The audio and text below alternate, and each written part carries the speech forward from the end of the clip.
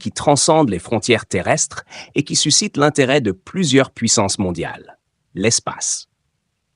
Derrière les titres de guerre et les conflits géopolitiques, une coopération inattendue se dessine entre des pays au système politique autoritaire.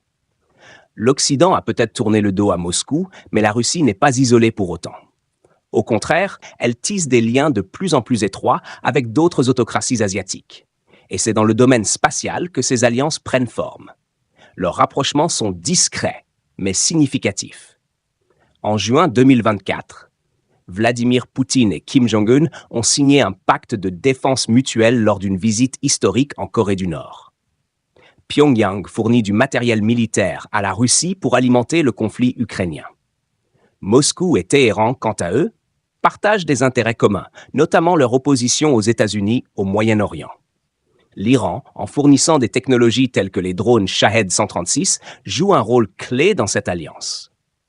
Mais c'est dans l'espace que ces partenaires trouvent un terrain d'entente.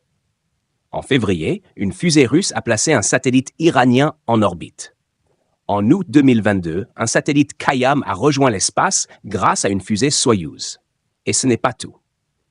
En mars, la Russie et la Chine ont annoncé un projet audacieux, la construction d'une centrale nucléaire sur la Lune d'ici 2035, destinée à alimenter toute colonie humaine potentielle. La Corée du Nord, elle aussi, s'intéresse à l'espace. Kim Jong-un a visité des centres spatiaux russes en septembre 2023, scellant ainsi une collaboration rare entre les deux pays. Le général Stephen Whiting, à la tête de l'United States Space Command, observe attentivement ces développements. Il semble qu'il y ait une coopération grandissante sur la sphère spatiale entre ces 4 pays, déclare-t-il.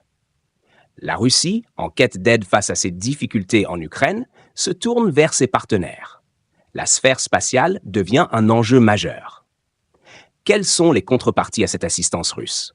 Les livraisons de matériel militaire à l'Iran et à la Corée du Nord, ainsi que les technologies Duals, fournies par la Chine, utilisables à la fois à des fins civiles et militaires, pourraient bien être les clés de cette équation spatiale.